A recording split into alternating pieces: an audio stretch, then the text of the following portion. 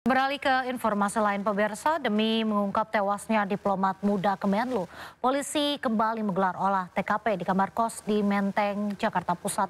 Polisi memeriksa 5 saksi dan 2 rekaman CCTV.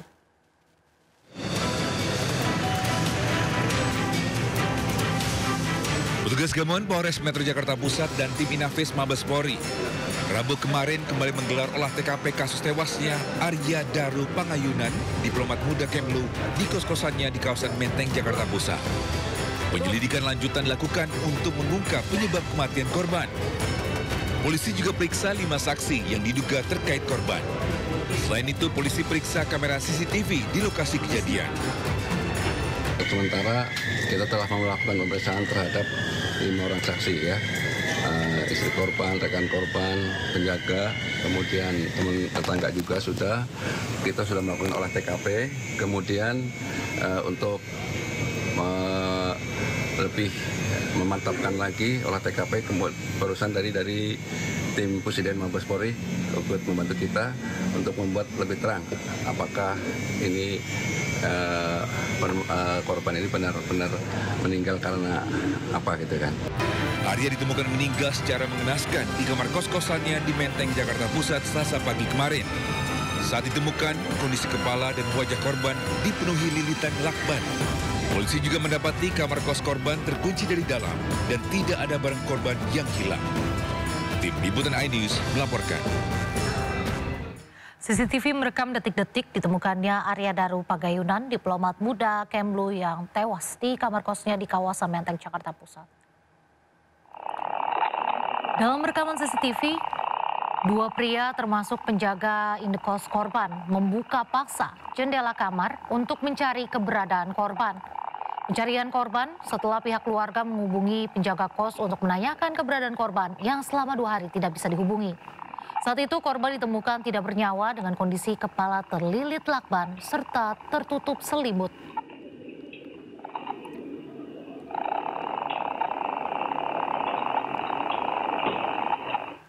Pemirsa, kematian Brigadir Nur Hadi masih menjadi sorotan. Usai atasannya ditetapkan sebagai tersangka, sosok wanita cantik juga disebut-sebut terlibat dalam kasus ini.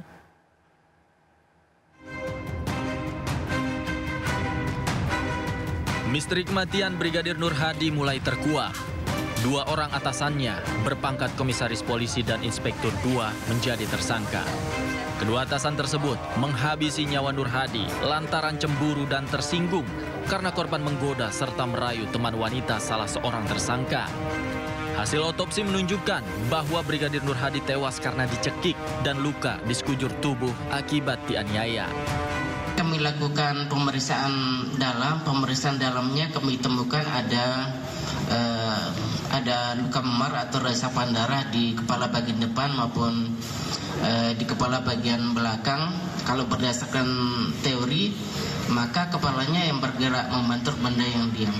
Itu yang pertama. Kemudian pada pemeriksaan lehernya ditemukan ada fraktur atau patah tulang pada tulang lidah. Kalau tulang lidah yang mengalami patah, maka lebih dari 80% penyebabnya karena pencegahan.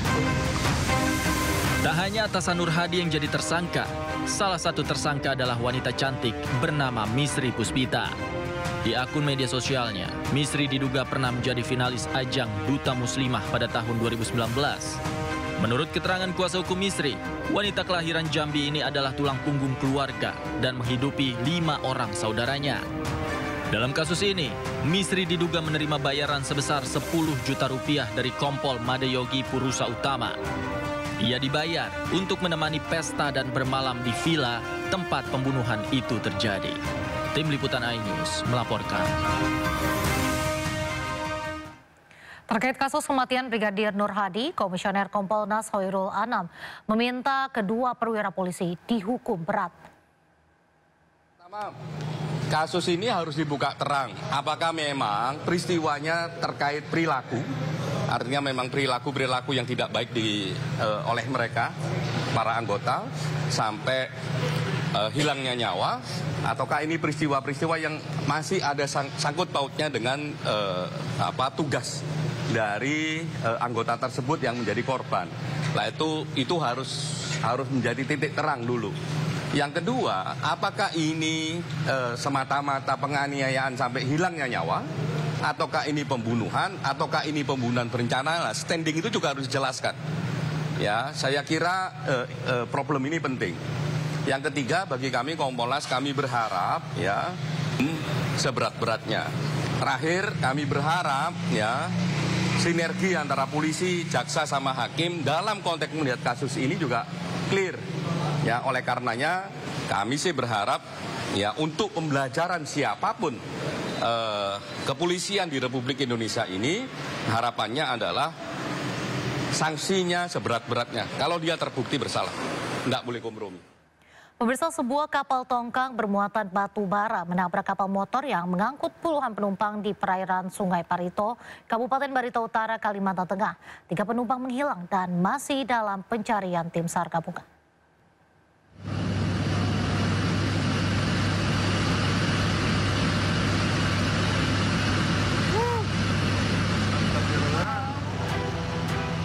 Inilah video amatir rekaman warga yang merekam detik-detik terjadinya tabrakan antara kapal motor dengan tongkang bermuatan batu bara, tepatnya di Sungai Barito, Luehulu, Kecamatan Lahei, Kabupaten Barito Utara, Kalimantan Tengah.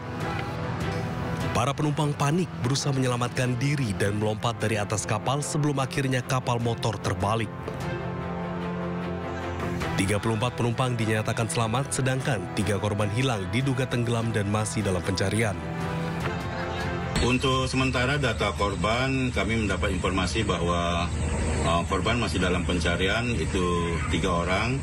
Dan jumlah POB secara keseluruhan 40 orang, 28 selamat yang terdata di manifest, dan 9 orang yang selamat yang tidak terdata di manifest.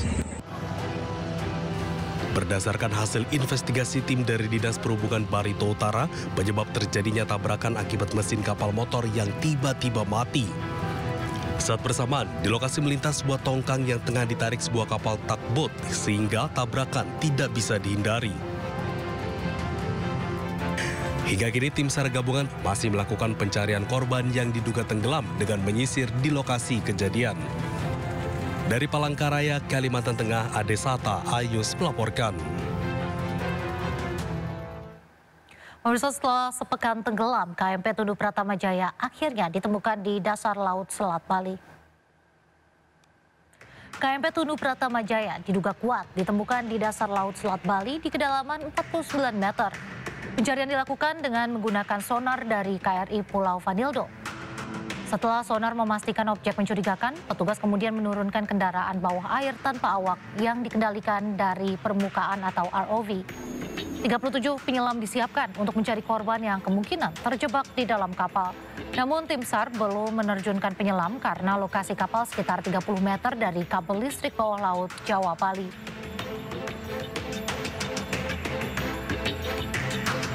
Kami memperkirakan pada pukul 07.30 tadi arus tidak terlalu kuat, tapi ternyata kondisi di lapangan berbeda.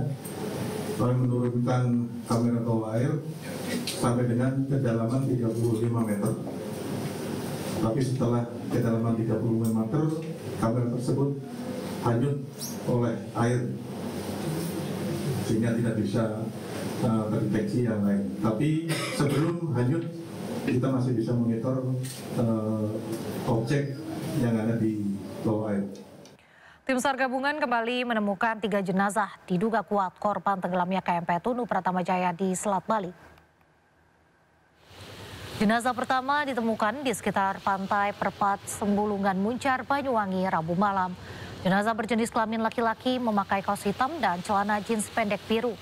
Jenazah kedua berjenis kelamin perempuan mengenakan celana pendek jeans biru dan ditemukan di Pantai Pelengkung, kawasan Taman Nasional Alas Purwo, Banyuwangi. Jenazah ketiga ditemukan di Pantai Pebuahan, Kabupaten Jembrana, Bali. Korban berjenis kelamin laki-laki mengenakan celana jeans biru dan baju kotak-kotak hitam merah. Ketiga jenazah tersebut ditangani oleh tim DVI di RSUD Blambangan, Banyuwangi. Dengan ditemukannya 3 orang tersebut, jumlah korban meninggal 15 orang, sementara 30 orang ditemukan selamat. 20 orang lainnya masih hilang dan dalam pencarian.